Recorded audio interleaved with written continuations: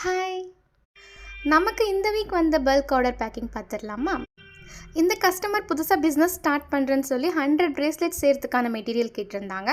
So அவங்களுக்கு 10 jelly strings, 15 cracker strings வச்சோம். அதை வச்சு 100 மேலே தாராளமா பிரேஸ்லெட் மேக் பண்ணலாம். இவங்க வந்து 399 கிட் நம்மக்கிட்ட அவைலபிளாக இருந்துச்சு. 50 சாம்ஸ் அதுவுமே செலக்ட் பண்ணாங்க. அதுக்கு அவங்க புதுசாக பிஸ்னஸ் ஸ்டார்ட் பண்ணுறதுனால நம்ம சைட்லேருந்து ஒரு சின்னதாக ஒரு 5 சாம்ஸ் ஃப்ரீ கிஃப்ட்டை நம்ம ஆட் பண்ணியிருக்கோம்.